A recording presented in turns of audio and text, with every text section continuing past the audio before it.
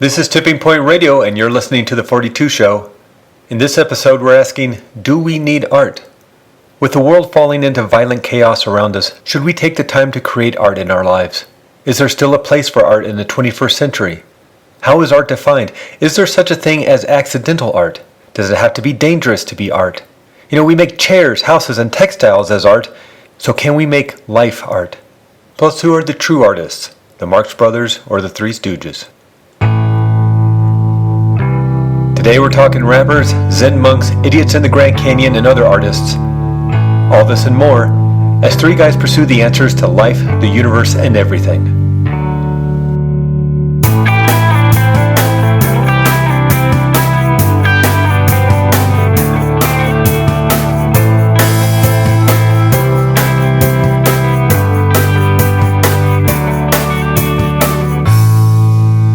Hello everyone, this is Craig Merriweather in the 42 Show. I'm here with Morgan Boatman and Brad Olson.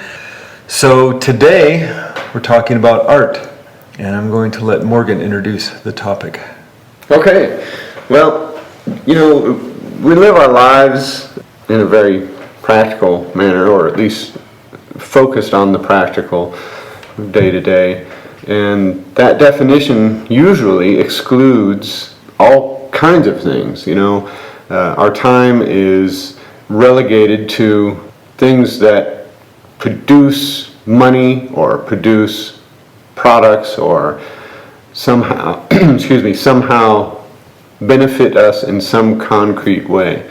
But there's a whole aspect of human existence that is, at least in my life, relegated to, the bottom of the list. I don't think it used to be that way.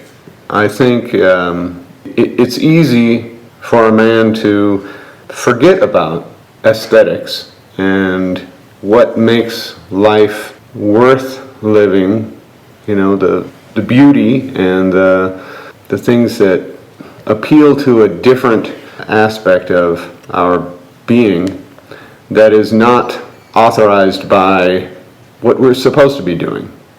Clearly there's a short list of what we're, as men, supposed to be doing. We're supposed to be making money, we're supposed to be,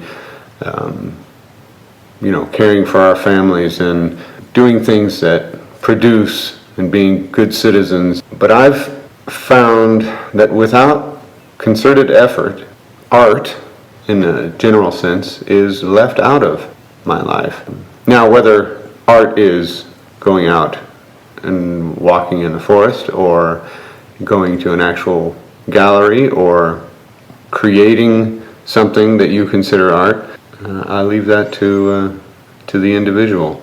But my idea is that you have to make an effort to include really the quintessential component of being a human being. We've seen it. Any beast of burden can create or put effort toward creating a product or something that's valuable for toward production. But only humans and elephants, apparently, can appreciate and make art.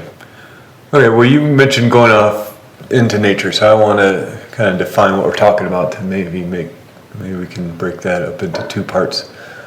Because when I was listening to you, the first thing that came into my mind was the difference between the three of us here in America and, say, Europe or China, which has a rich history of art. And in America, while of course we do have an art culture, it doesn't seem to be that steeped into our consciousness or into our lives. And I'm just wondering if it's because America, in terms of Europeans moving to America, is so young, less than 300 years old, that we still don't have, and we're so divided amongst so many different cultures now, that we can't have that experience together, that art experience together. And if we as a culture never really had the time to pursue art because we're always in survival mode. We first move here, we're trying just to survive the winters and figure out how to grow crops, and then we move west, and then the industrial age starts, and then World War I, World War II, and all this stuff is going on, and we're just trying to find our place in the world. Time is moving so fast in terms of, just my great-grandmother passed away 1996. She was 103, and just the transformation in her lifetime from being born in 105, so I can't remember, but it was 1893 to when she passed away. Just the massive amount of changes that went on in that 100 years, from cars to plane flights to walking on the moon to computers and all that. So as that moves on, do we even have time to create and sit and contemplate art? More than any other place, more than any other culture, more than any other time, the United States and men living now need art. I didn't say we didn't need it. I just say we don't pursue it. And I wonder if we don't pursue it because we're constantly in survival mode. I don't think it's a question of not pursuing it. I think it's always pursued. It's always been pursued. And maybe in times where survival is even more in jeopardy than at other times, the great art is produced. You think about the period in between the two world wars. This was a revolution in art. Modernism, Picasso, Frida Kahlo, all over the world too, producing amazing art. And it always is produced. I don't think that's the reason why. I think the argument can be made, do we have great art now? I don't know, maybe not. And if we don't, it's because we want to monetize it.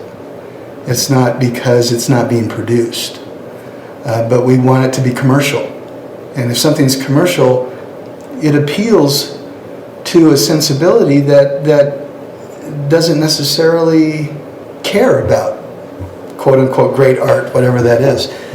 And I have some ideas about what that is, but we might get to that later. But I think it's always been produced, and I think at times of political upheaval, at times where people are starving, people dying in the streets, great art is produced, and not just visual art, but literature and poetry, and all that a kind of expansive experience of the world, is art. I think the cultures that you mentioned, Craig, I think the plethora of cultures that come together in the United States makes it a unique nursery for art. We see art and creativity here in the United States that you can't imagine in other countries. It's a place to come together and create new things and new forms of the United States as a whole does not embrace it. Now, are we defining art through all the spectrum? So does not embrace art. That's a big problem. Yes, that's a big problem personally and socially. Now, are we including music, film, poetry, literature, everything? Okay. So, certainly things, especially in the 60s and 70s, film was a huge, I think, the new medium people wanted to play with and experiment with, and people were throwing money at it. I don't think it's that way at the moment. No, I don't think. I'm sure you could still find. I don't think there's much artistic work coming out of cinemas. Now it's so cheap to get a decent camera and software on your computer. You can make your own movies. So I'm sure there's people out there doing that. It's just, how do you find it nowadays? There's so many sites where you can go to. Well, as a filmmaker or former filmmaker, I can say it's much easier now to produce and distribute your independent film than it ever has been. And this is a good thing. The cheap cameras and the inexpensive software and the ease at which creativity is expressed is a good thing. Yeah. But let's say the attention to being deeply creative, so expressing your innermost feelings, is what's being overwhelmed by what Brad mentioned, the monetization of it. And I can speak very personally about this. I have made my living through the years at being creative as a producer, as a film and video producer, as a three-dimensional computer artist, as various other hats I've worn, but I've never considered myself an artist.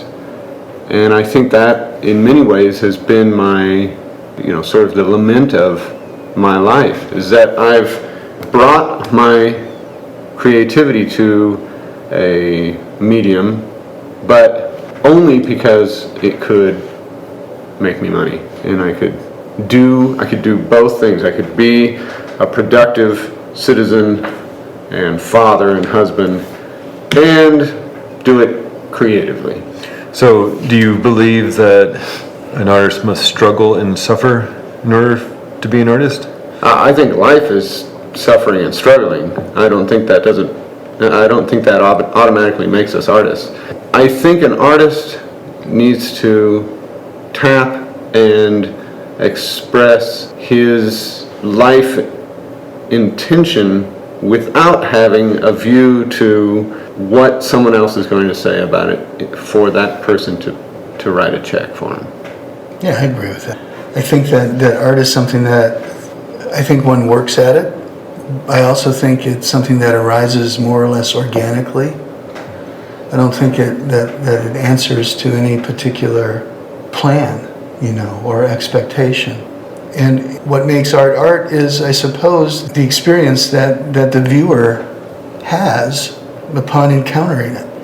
You mentioned an aesthetic earlier, and I think there is an aesthetic experience that happens, an experience of beauty, which coincidentally enough, we hadn't talked about this topic beforehand, but in my practice as a psychoanalyst, I'm more convinced than ever at this point that it's an experience of beauty that allows people to change, as opposed to all reams of research papers and data and all that stuff, or persuasion. It's really this aesthetic experience that changes people. And in the consulting room, the idea is to create that aesthetic experience around an individual's life. And so the life itself becomes art. See the beauty in your own life. Yeah. That goes back to why I mentioned nature, is because there's nothing, I think, there's nothing more beautiful and more harmonious with, well, in this case, human, than nature. And I think all art strives to recreate or to inspire that deep beauty that we feel and that can be felt in nature. Some people are, maybe they're not nature type people. They don't want to go out and walk around the forest, but they will go to a gallery and have a similar feeling to what someone comfortable in nature might feel relating to a work. Art in the past was more the rich family's domain. Their patrons, they funded the symphony, they funded the opera, they funded the artist, and sometimes 20 years to get an artist to where they needed to be. In the United States, while there's certainly that patron culture around, it's not as prevalent, and the government has more or less kind of funded the arts, National Endowment of the Arts, and getting money for museums and things like that. And of course, there's still the tax write-offs. Funding an opera is a charitable activity. You can get a tax write-off. So there's even that involvement for government. And yet we're cutting the art programs from schools, cutting music programs. Yeah, it's a terrible mistake. What do we do? We're creating a nation of, accountants and bankers and lawyers. Well, we're training people to work. That's a pretty bleak and I think short-sighted notion. Well, here's the thing: is we seem to have no money for art and music program, but all the money you want for the football, baseball, track programs. Not to mention war. Not to mention war. Well, particularly. Yeah. And so, I remember vividly. I think it was the mid '80s when that art project, Mapplethorpe. Oh yeah, I'm thinking Mapplethorpe. Yeah, Robert Mapplethorpe. Was he the one who did the Piss Christ? Yeah. Or the crucifix in the jar of urine yeah. that the National Endowment of the Arts funded, and a lot of people got upset by that, and rightfully so. And should the government be funding something that offends somebody's personal religion? You know, you have the right to say whatever you want and make whatever kind of art you want. That doesn't mean I have to pay for it, was the kind of thing I was getting from that. And Yeah. it's like, so then it goes back, well, then the government can't fund art, and most of the money is going to football programs Well, I for think the that's schools. kind of a bullshit argument, though. It's not that we're funding any particular artist or any particular kind of art. We're funding the idea of art, and I think that's more important than you know, any particular artist or whatever he produces in the debate about whether or not it's art. There is such a thing as didactic art, and I think that Mapplethorpe's Piss Christ is probably in that category rather than aesthetic art. Didactic art inspires a conversation, and in that sense, it's necessary. It's useful. You know, James Joyce so here I go back into the 20s, but James Joyce in Portrait of the Artist as a Young Man, he talks about what art is, as opposed to pornography. And Joyce said that pornography is anything that inspires in the viewer a desire to possess it.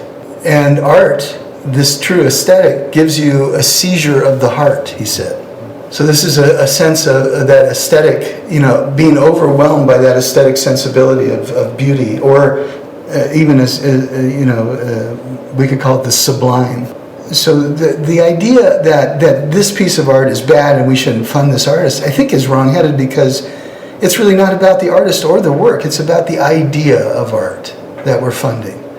And that needs to be a focus, as opposed to, you know, debating the merits of particular artists and are we going to fund this, and is this art, is this not art? Public art installations are always controversial.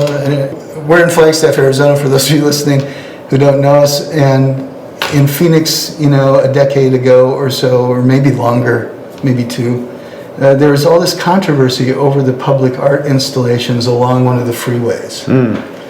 And they were reminiscent of, you know, Native American pottery and things like that, and cracked and broken and all this kind of stuff. And there was a number of people who just absolutely hated them. And I wasn't particularly moved by them, but I didn't dislike them. But I really liked the fact that they were there.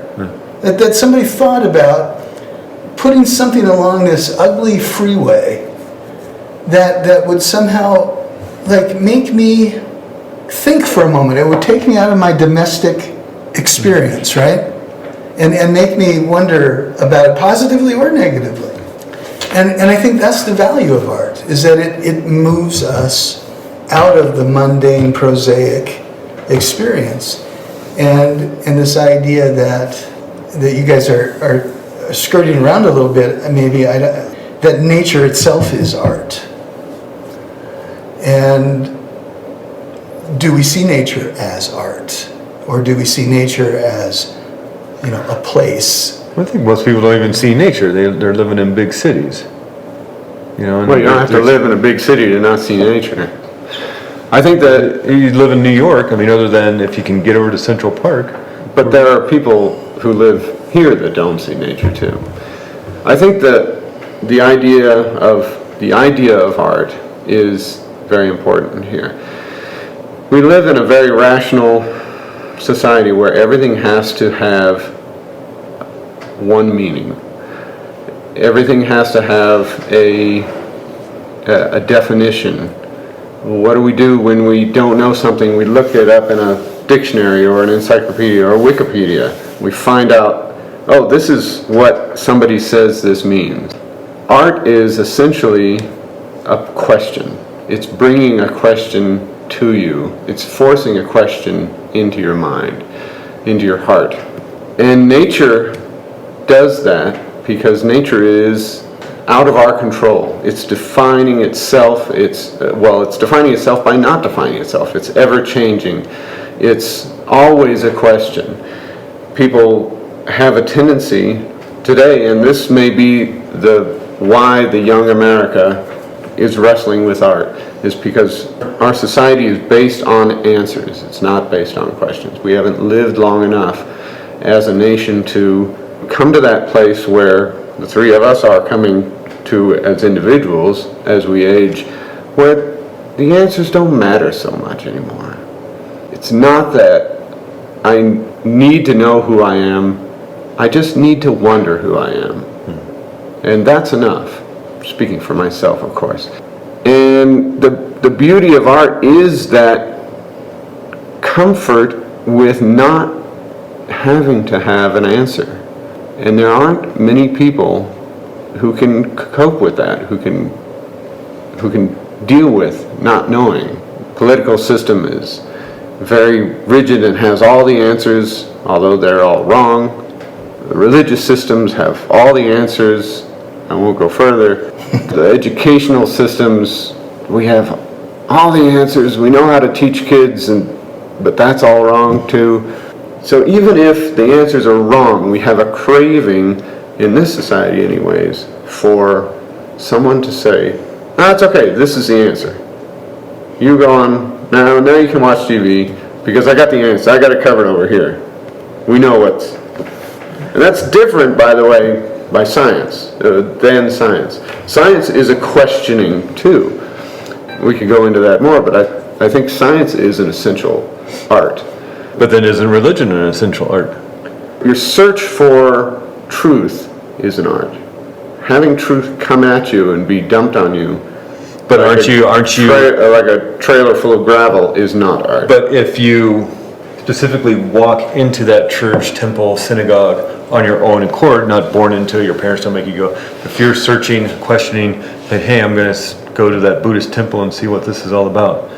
Your inner longing, questioning who you are as a person. I would argue that art never provides answers. That it is encouraging you to ask more. And so it never satisfies. It can give you a sense of beauty and a sense of peace, but it never says, this is what it is. I don't know. Piss Christ was pretty specific on what the answer was, and wasn't. A lot of people didn't find it beautiful and gave that guy's answer to what he thought of. Well, I don't know that it was specific. I'm not sure what that meant. I really don't. I mean, I think about that thing all the time because, and maybe there's the answer, because I'm so confused by it, and in some ways disturbed by it. Right? I mean, I don't want to go into a museum and see a jar of piss. I mean, I'm more disturbed by that than having a crucifix in it. But I think that it works as art for the very reason that it's been in the public consciousness for so long and hasn't provided any answers at all. Okay, then it's something like the Marx Brothers art. Yeah. They don't provide. I don't think they even ask a question. They're just there. They confound your whole sense of reality. Yeah, they do. They turn everything upside down. That's what makes it funny. And now the question is, so how do we live in an absurd world? I think you're reading a little too much into it. I don't think so. I don't think so at all. What is your definition of art, Craig? Well, we were talking about before we started recording. The Supreme Court Justice says about pornography. I can't define it, but I know it when I see it. I'm not talking about your own personal private art collection. Nice. Yeah, I see you. I see you over there. Good one, huh? Okay, yeah. You're waiting for that. No, I just came up with that. So I don't know what is art. I mean, Listen, I can go. Groucho Marx hung out with people like T.S. Eliot. Groucho Marx loved great novelists. Okay, I'm not saying he's not an awesome person or talented. I'm just saying. But this, how can that, you can't, that can't help but permeate his work. And what he's created has endured in ways that other films from the 30s haven't. Right?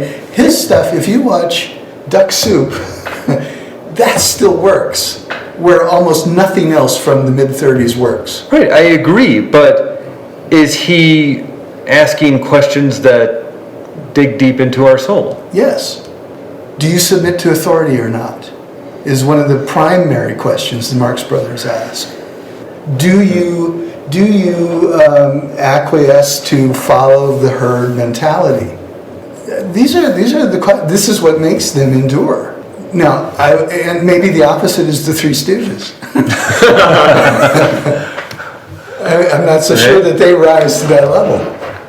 But they're long-lasting, maybe even more popular than the Marx Brothers. So is that art? This is my question. Art's not defined by popularity, No, by the way.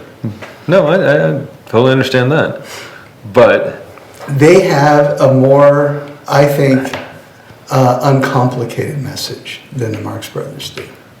The Stooges aren't about resisting authority. The Stooges aren't about subverting political expressions. The Stooges are actually, three schmoes who are hapless, and they always end up on the short end of the stick. just trying to make you laugh. And the Marx Brothers never end up on the short end of the stick. And so in some ways, yeah, that's a more, I don't know. You sound like an asshole when you start to talk about these things in terms of, common denominator and the appeal to the proletariat and all of that business. But but are the Stooges high art? No, I think the Marx Brothers are. But when you read their biography, the Marx Brothers, and they're doing those movies, and it's always, okay, Chico gambled all his money away, we got to make another movie. Yeah. And, We're not talking about them as human beings. There's no artist that is a perfect But when they human go, being. no, I'm not saying, I have nothing, it has nothing to do with Chico and his money problems, it has to do with, they didn't set out to, hey, I want to write a story about subverting authority, because this whole... That's it. That's exactly They just say, it. crap, I need some money, let's that's- make a movie. and And that's then we, 50 years later, say, well, look at what they're doing, they're And that's subverting authority. where art comes from, though. See, this is the way they lived. They lived before they even, well, they were still nobodies on, the Borscht Belt or vaudeville circuit. They were still living exactly the way they behaved in these movies. And I think that's Morgan's point, that this arises organically. This isn't a plan. I'm going to make this, and it's going to be great, and it will endure for It's going to change the world. Yeah, I don't think art ever begins that way. Art begins with a very personal question, and perhaps a very personal awareness. If art tries to anticipate favor in the public eye, it will certainly fail, I think. And maybe it's not even about good or bad art. Maybe it's about strong art. Maybe it's a question of the art being strong as opposed to any kind of value judgment. So it's maybe accidental art. Accidental, I think it's inspired. You can find art, or you can live and generate it. My struggle is that I feel that I want to share what's going on inside, right? I think that's an essential human drive.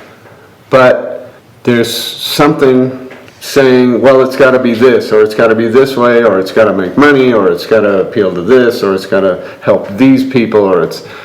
You can imagine the Marx Brothers didn't care about that. You can imagine that Michelangelo didn't care about that. They had such a fire. They had, I got to share this, I got to let this out. And it doesn't matter what other people think. But it goes, even Michelangelo, he was a hired gun. He had a big, huge production facility. Well, we all have to eat. Yeah, but someone would say, okay, I need a painting of my wife or my mistress, or I need a sculpture of this or that, and I'll pay you this much. He said, okay, go to town. And probably same with the Marx Brothers or other things. It's like there was they're hired, and somehow through that process of earning a living, they created amazing art. But then there's the unsung heroes of art who, just produce things because they have to. And I'm sure Michelangelo is like that, and probably the Marx Brothers. I mean, what else are those guys going to do but be funny?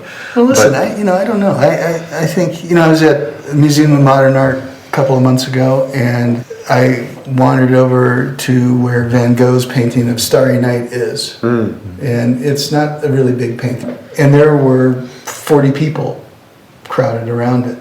And that was the only place in the museum where there was a crowd of people, around a piece of art. And same with the Louvre at the Mona Lisa. You can't see the thing. Yeah.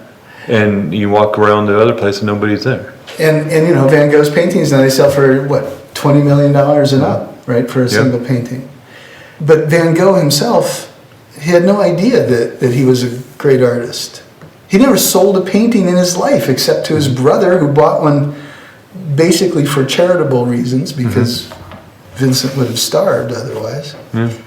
And now I wonder sometimes, I mean, you can't, I can't anyway, I can't doubt Van Gogh's greatness. I mean, everything that I've ever seen in person gives me that feeling of encountering the sublime.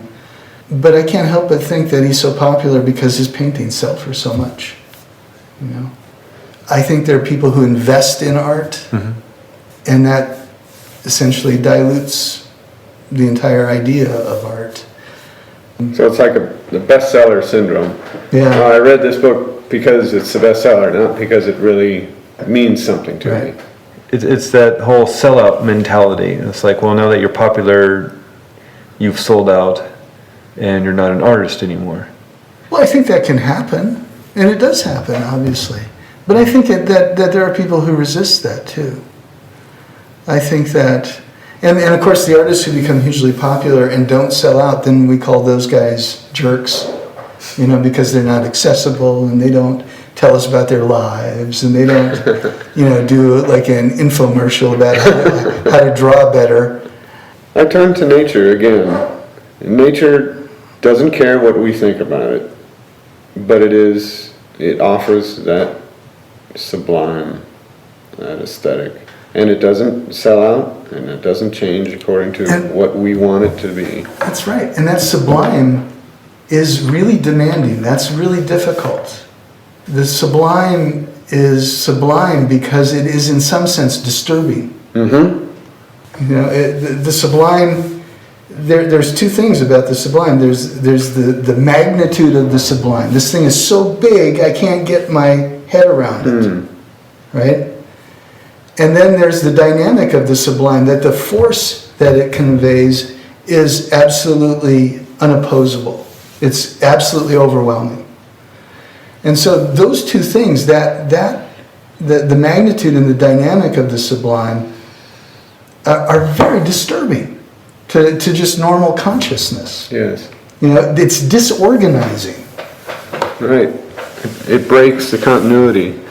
That's what the artist and the individual who seeks that, who craves that experience, that's what we're seeking. That's what we want to replicate. That's what we want to be. We want to be so in tune with our nature, just like nature is in tune with itself. You know, you go to a garden, a cultivated garden, and you see roses that are beautiful, even though they've been hybridized and sort of manufactured. They have an appeal that's deeper than that, all that effort that went into creating that visual and olfactory experience, because there's some underlying pure amazing thing in nature. And walking into an uncultivated, a wild area, you feel that, well, anything could happen. You could turn the corner and see a mountain lion. That's what's so exciting and discomforting about nature, and some people can't handle it. I think the language of art is important. I think as we become more and more separated from nature, the language of art is harder to convey, because we don't have the grammar to teach kids, you know, it's okay to wonder, it's okay to question, to not have an answer, to walk off the path in the forest, to get lost, and to find your way back.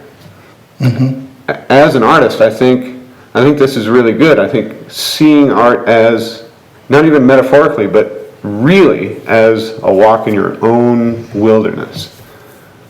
I think that's absolutely right.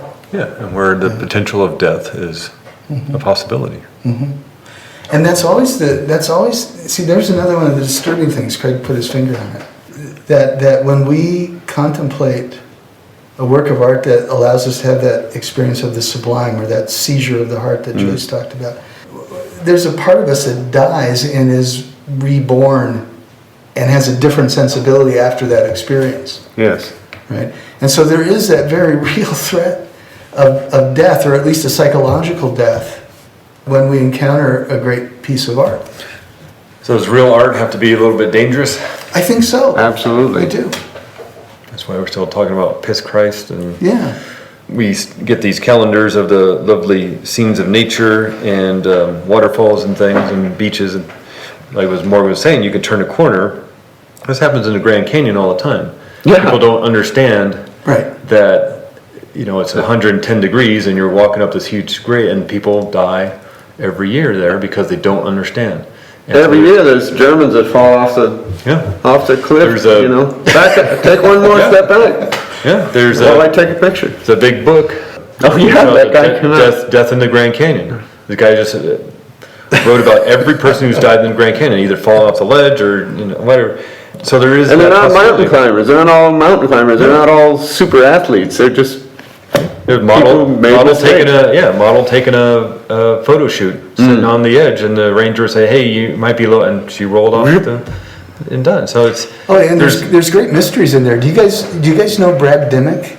He's a local author, and he's been a river guide for decades. He's our age, and he's written several books about the Grand Canyon and the river specifically, and some of the great mysteries, like this married couple on their honeymoon. Oh, yeah. just Oh, yeah. disappeared.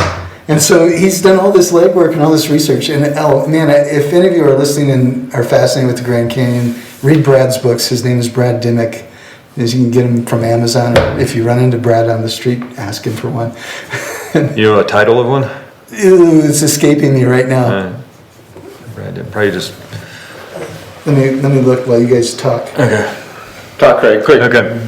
One thing that I thought was pretty cool that's happened within the last, well, I guess since the late 70s maybe, poetry seems to have come back into, if not vogue, at least there's a rising culture. Poetry slams became very popular in the 90s, but I think a lot of it had to do with rap.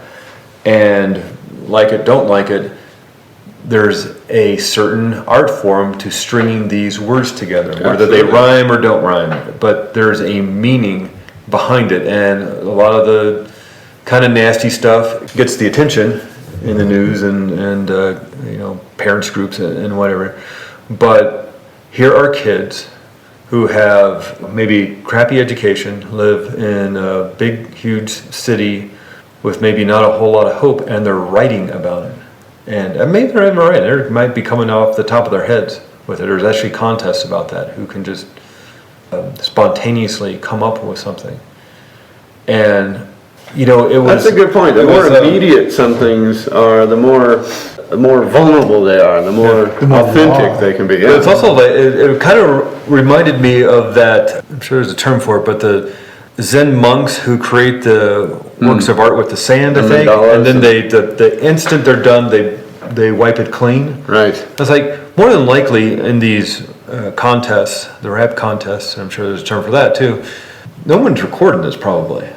So you're going to say your piece, do your poetry, and it's probably gone. Yes. Hopefully you remember it, but a couple hours later, you're going to go home and write it down, probably not. That's another thing that we don't have comfort with, which is letting things be gone. That's another thing that an ancient culture must reckon with, is that, okay, most of our culture is gone, has been destroyed through war and disaster and disease and everything else. Where in America, we're still holding on to this piece of parchment. And if we lost that, maybe all of America would be gone. We're young enough that we have an attic full of all of our history.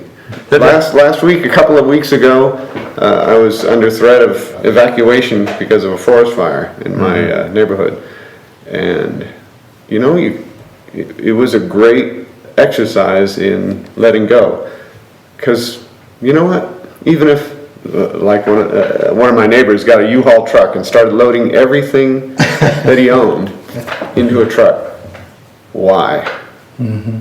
I have my family, I have a couple of things, And obviously, of course, I'm glad that it didn't happen. I'm glad that we didn't have to evacuate. I'm glad the neighborhood didn't burn down. I'm glad that I still have all my stuff. But at the same time, you know, I would have been okay. I would have, you guys don't know this, but my house burned down many years ago in another community. And we lost everything. And I'm still here. Mm-hmm. So it's back to your original statement of, you know, is the youth of the United States giving us more to deal with as far as art, more difficulty with art? I think it is, because we're not comfortable with question. We're not comfortable with loss. We're not comfortable with just not knowing.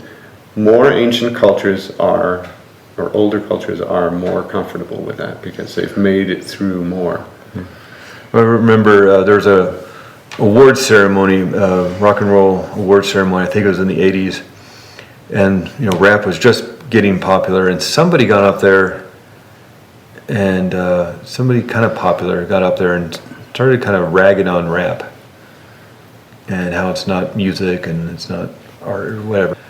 And then I remember Pete Townsend, the songwriter for The Who, guitar player for The Who, got up there, he received his award, and he came up there and he said, you know, about rap, it's not our place to judge it, it's our place to get out of the way. You know, we had our time, and the adults didn't like our music at all.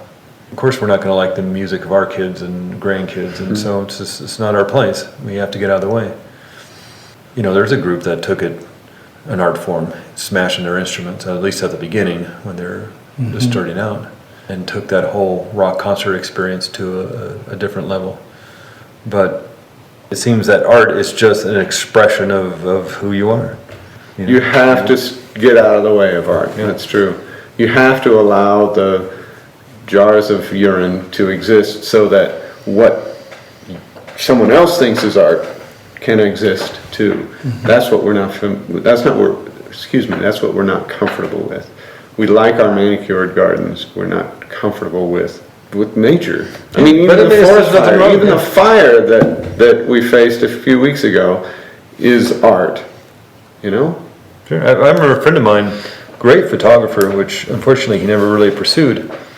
But I saw some of his, you know, he did a week's worth of just, you know, going out and walking around the neighborhood and taking some photographs. And he took a photograph of some black trash bags. Just somebody had piled up, had done some leaves or something. And all it was trash bags. So you kind of saw this weird wrinkling of I don't know what the hell trash bags are made of, the plastic stuff. And it was just so beautiful, weird, and strange. And I would just stare at it, just the different, it was black and white. And to this day, that was 1986, 1987, and I still remember that photograph of trash bags. It's like that scene in American Beauty. Yeah. Like the plastic bag just caught in an eddy of wind going around and around in circles. And it was so, you know, transfixing. It was such a powerful image. I think that's the image that sticks with most people from that movie.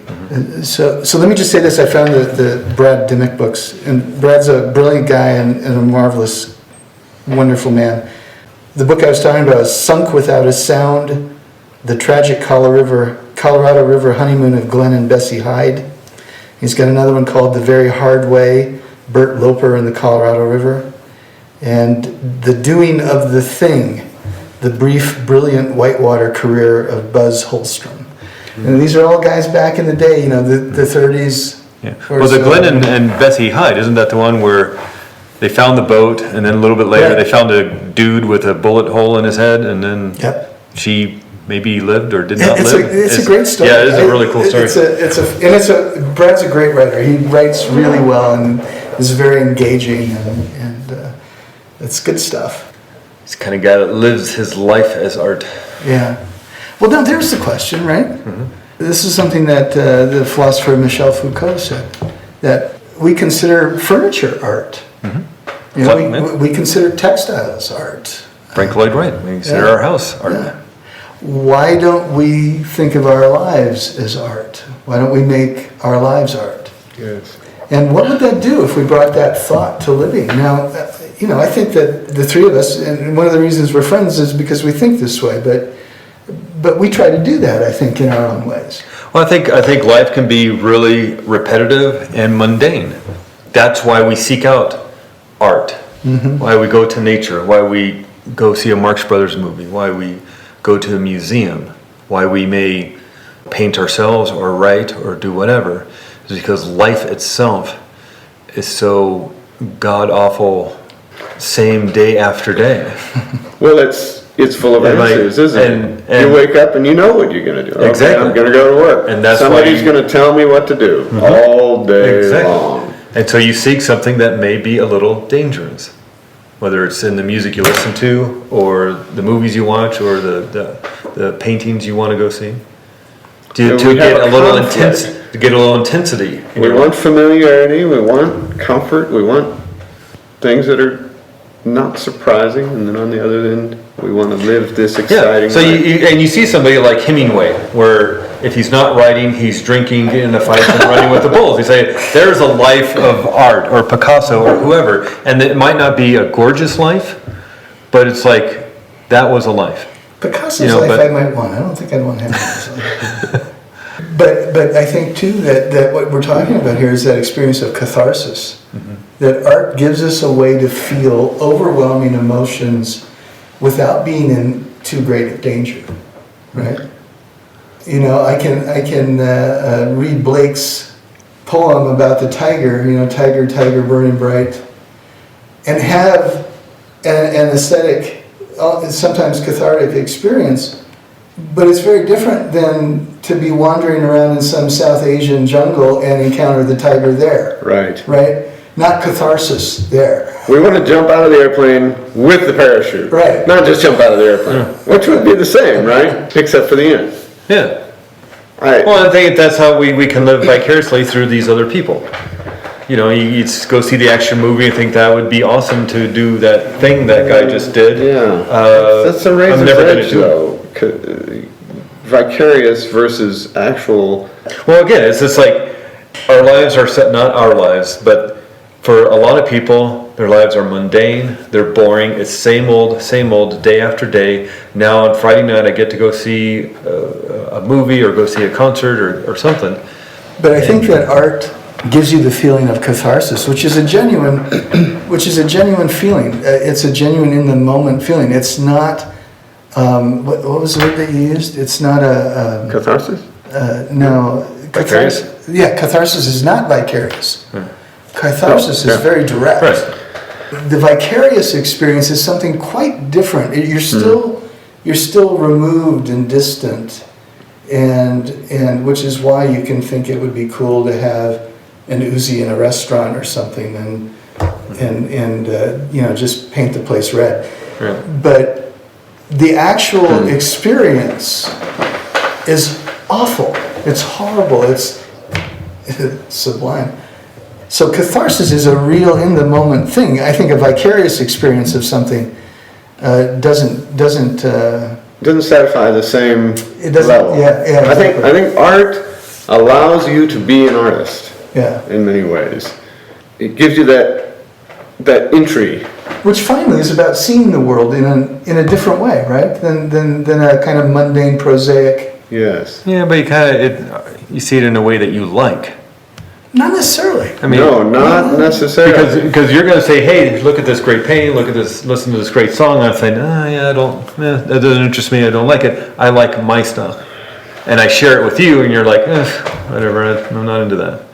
Yeah, you're talking about resonant. Yeah. Yes, yeah. You want it to resonate. Powerful art, really, really, really powerful art that we've been talking about, whatever you want to call it, great art, strong art, whatever. It encourages us to forsake the easy pleasures for the harder ones.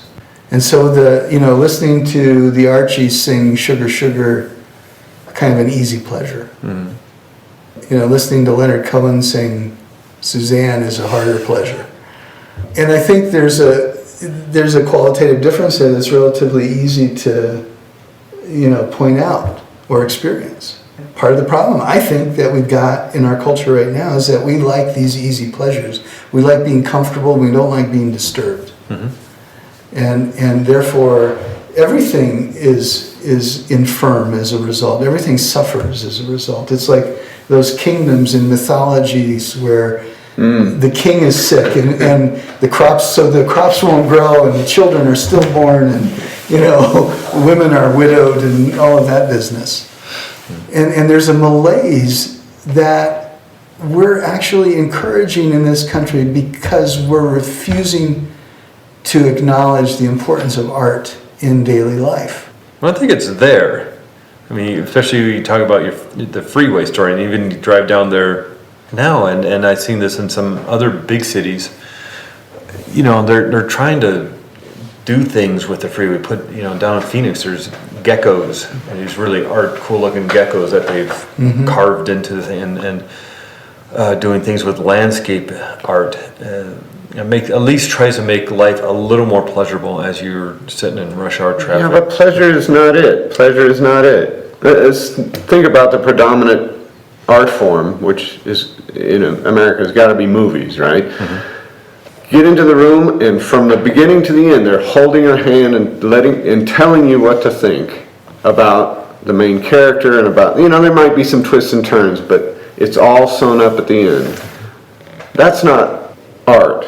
While there is an enormous amount of craftsmanship involved, and those who produce and help produce movies, they may be artists, but the completed piece rarely makes you go, wow, that really, what does that mean?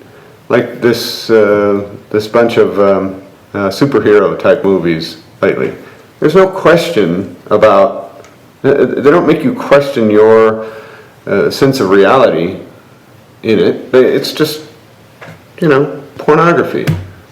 Right. It really is. Yeah, but it's an interesting difference in the superheroes of today than we had back, that were back in the 50s and 60s. Superman was a straight-laced, patriotic superhero who did good. You look at the superheroes today, the Avengers, the X-Men, Batman, they're very flawed individuals. It's the same drug, though. Are you saying that George Reeves was more... I don't think it had anything to do with George Reeves. Who committed suicide, by the way. That's right. Great movie about that, Hollywoodland. Yeah. Great movie. Great movie. Not art, but great. No, I think it's very... Well, here's the thing with movie. You said the thing about movie, and I want to mention this before we get back to superheroes, but I was thinking about the movie Gravity. And it's a space movie with Sandra Bullock and George Clooney. Big, huge budget. This thing has got to make some money, so they're going to make a big action flick out of it. But remember this one scene, I'm not giving anything away, but there's one scene where she goes through this harrowing adventure, and it's about half an hour, maybe 40 minutes into the movie.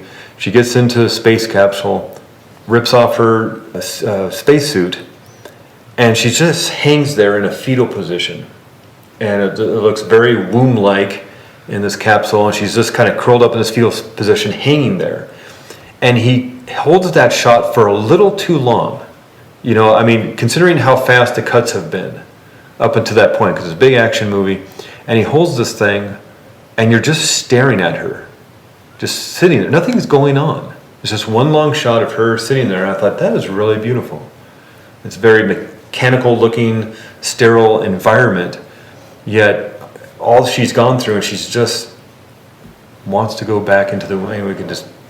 We can sit there and discuss, what he was meaning through that. But I was just thinking, here's his little, I don't know if he was trying to give a finger to the movie studio or something, but here's my putting art into this big, huge budget movie, which does take, like you say, some amazing amount of craftsmanship. But he's going to stick this piece of art, this scene that he holds for maybe 10, 20, it doesn't sound long, but 10, 20 seconds longer than he probably should have, just to make people watch it.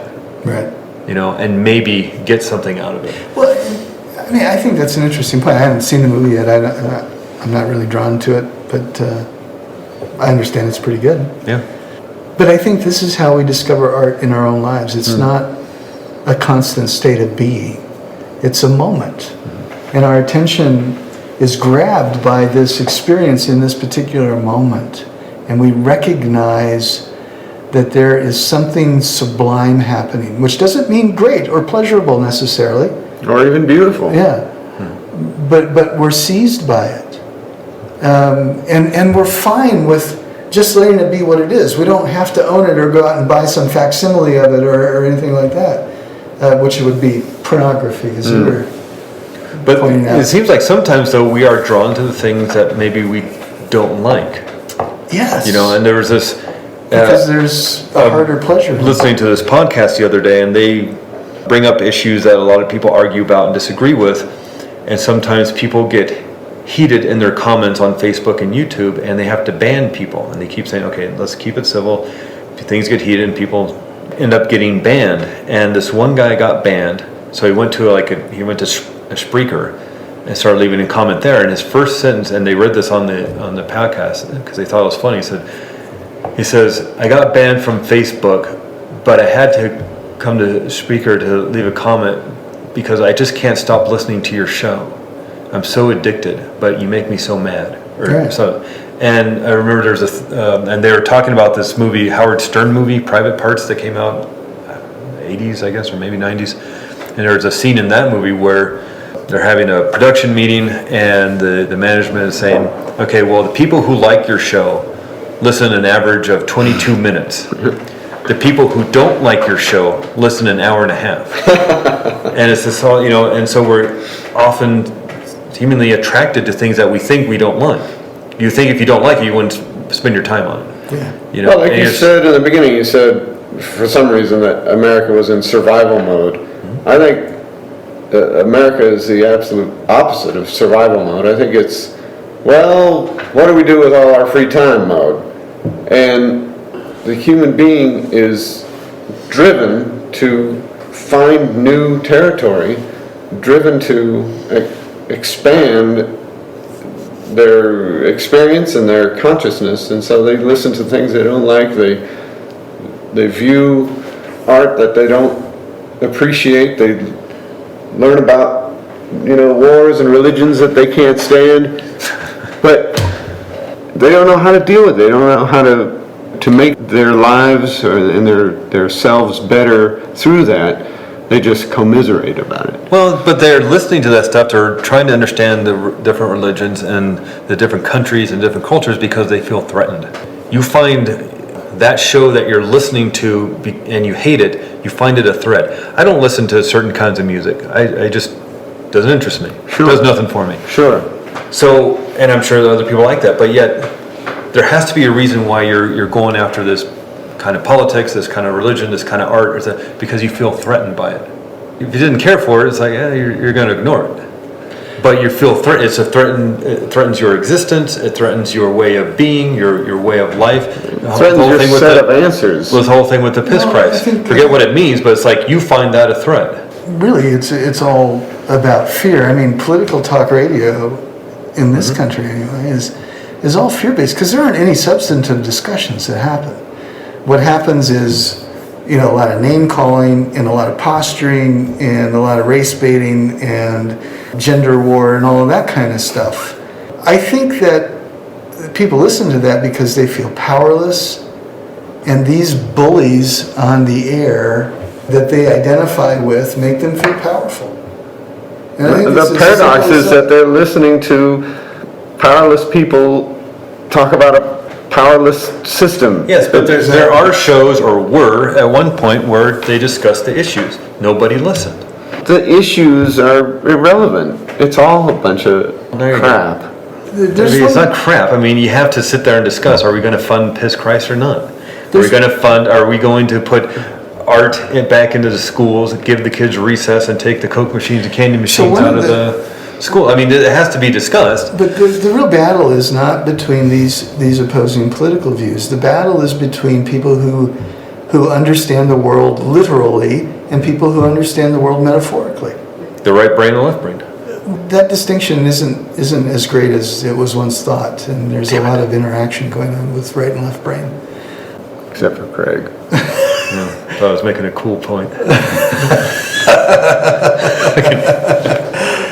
But the idea of metaphor now, you see, if you take things and you say this, you take that literally, that tapestry you got hanging on your wall, and you say there, geez, why is that hanging on the wall? Because shouldn't that be on my bed?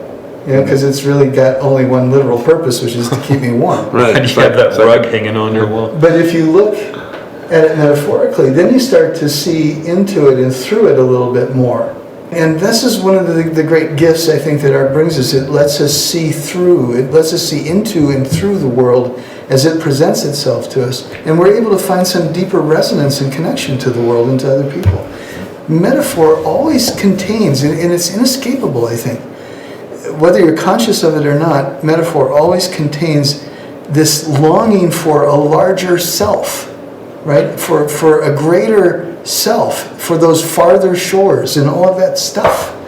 One of you guys mentioned inspiration a while ago, and that's sort of the foundation for that inspiration. It's that longing that metaphor necessarily inspires, and almost all works of art are metaphorical. There's something in it speaking to us that is more than just the art itself. Some people disagree and have really compelling arguments. Goethe, for instance, the great German playwright, poet, novelist, he said that, for instance, Greek statuary, he said that isn't representing anything. It's not representing the god. It's not a metaphor at all. It is, in fact, exactly what that force or energy would be if it had the ability to incarnate in some plastic form. So it's not a representation at all. It is the thing itself, right? Which is a really interesting idea. That this isn't an image of Zeus. This is what Zeus would be if Zeus could incarnate in marble. Okay, but then you look at somebody, who's the guy that does the drip paintings? Pollock? Yeah. What was his first name? Jackson Pollock. Oh, God. Okay, Jackson Pollock. Oh, listen, anything. those are, I have to tell you, I used to think, that's all bullshit, that drip art, I can do that, my 3-year-old daughter.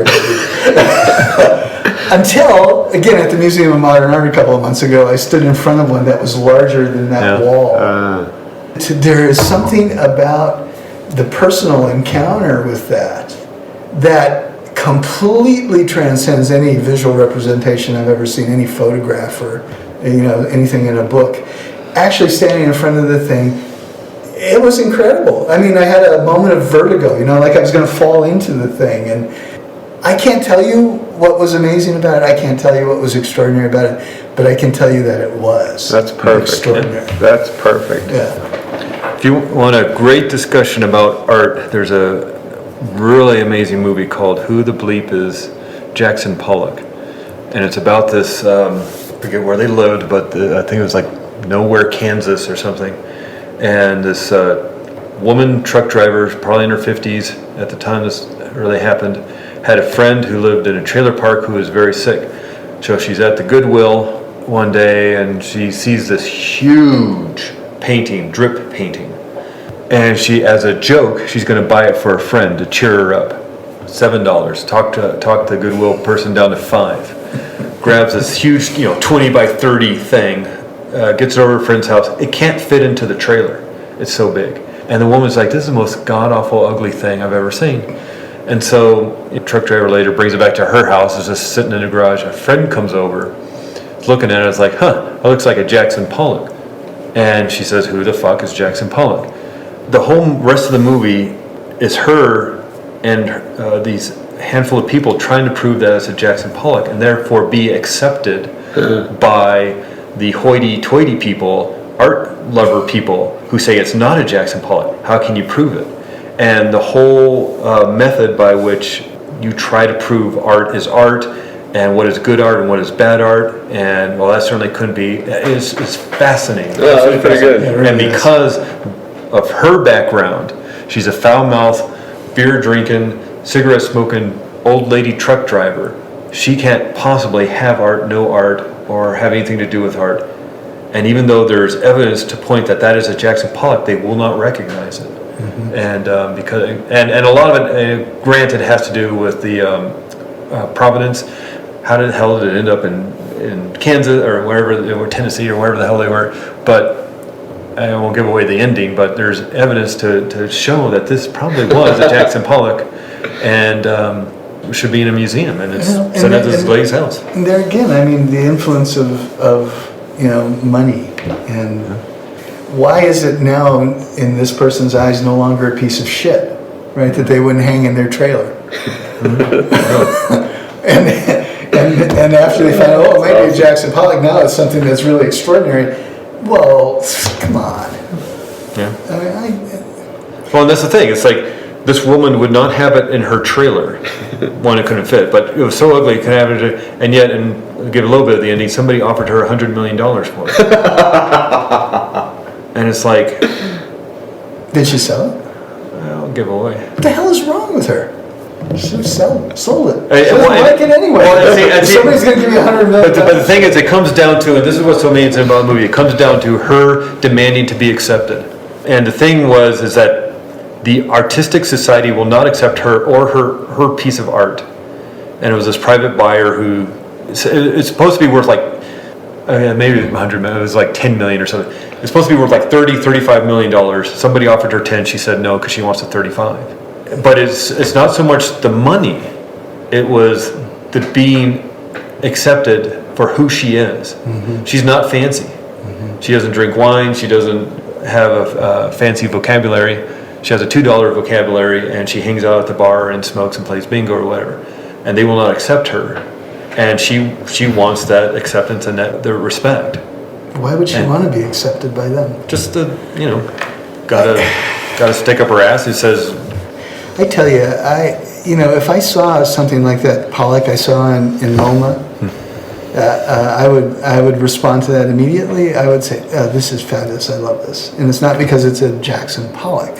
And so even if some, Herb Fritz painted this thing, I would still go, wow, that's something for me, and I'd want it. But if somebody came along and said, hey, I think that's a Jackson Pollock, I wouldn't all of a sudden be saying, and they gave me $10 million for it, I'd say hell yes. Even if I knew it was a Jackson Pollock, I'd still say hell yes, because the experience is not something you can possess. but see, I would do that, Jackson. If I was at a garage sale and I saw this thing for $10, I would walk right by it. I said, does nothing for me, that kind of artwork. Yet if I knew that was a Jackson Pollock, I would want to possess it. Yeah, maybe that's pornography. And now you turn art into pornography by doing that. And it's like, just because it's Jackson Pollock. If it was the dude down the street, did the exact same art, almost precisely, I would not want it. But because this name is attached and there's a history of this guy behind it, now I want it. And I think that degrades art. Same with. I don't think we have a choice, though. I mean, we want to be associated with what others have defined as. No, I think that is absolutely how it is. I'm just saying, I think that degrades art. I absolutely accept that's how it is. Yeah. Well, John Lennon and Yoko Ono did these avant-garde records in the late '60s, Two Virgins and some other things. Does not interest me at all. That kind of stuff. I'm sure there's a whole genre of different artists doing that kind of thing. I really like the Imagine cover, though. I thought that was good art. But I'm just saying, if I saw that record at a garage sale for $2, signed by John and Yoko, I would buy it. And not because I'm in love with the avant-garde music he's producing on that record, because it's John Lennon and Yoko, and they touched it because they signed it with their autographs. And again, it comes down to that, well, I'm not buying it for the art, I'm buying it because of the artist. Yeah, that's dangerous. Yeah. Maybe I've turned it into pornography because I must possess it by having this thing touched by John Lennon, signed by John Lennon. I hate the music. I will never listen to it. Yeah, infatuation is different than. I will put it in plastic and put it in my safety deposit box or whatever, and never look at it. But I have it, and that's where I think a lot of the interesting thing about art theft comes from. Yeah. Because you can never show it.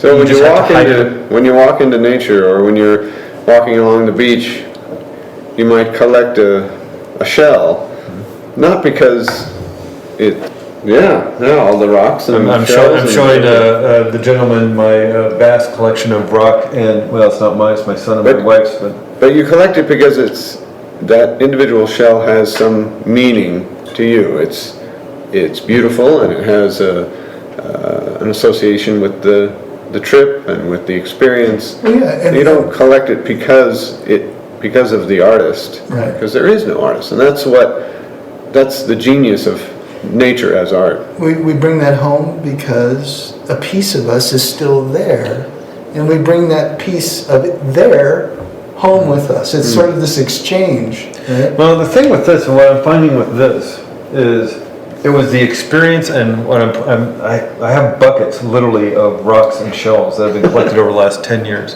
And I do a little bit, but it's mostly my wife and son. We were in Europe once, and my wife, actually, we shipped home rocks from France.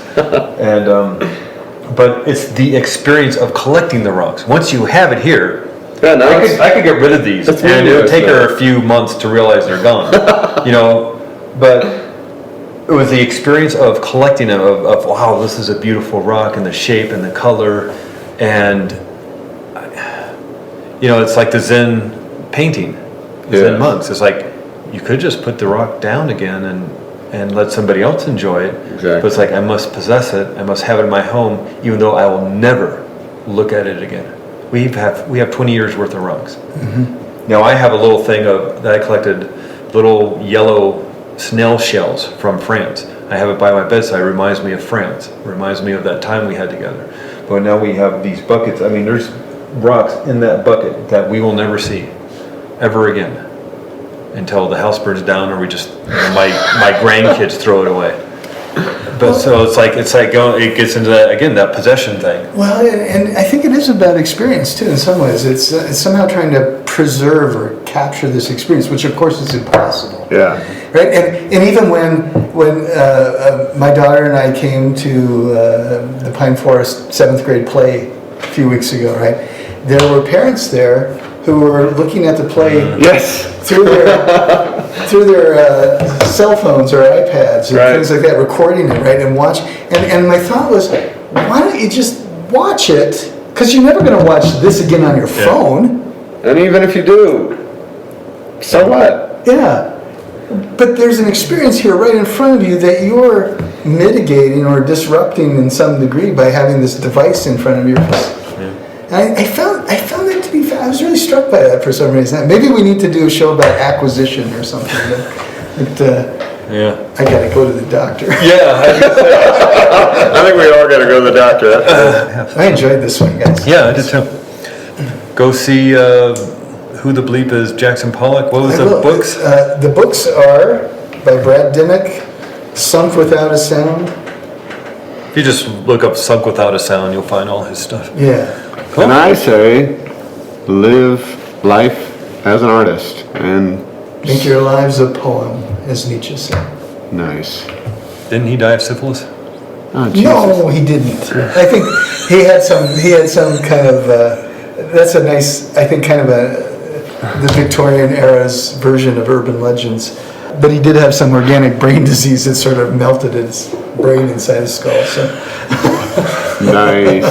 All right, on that note.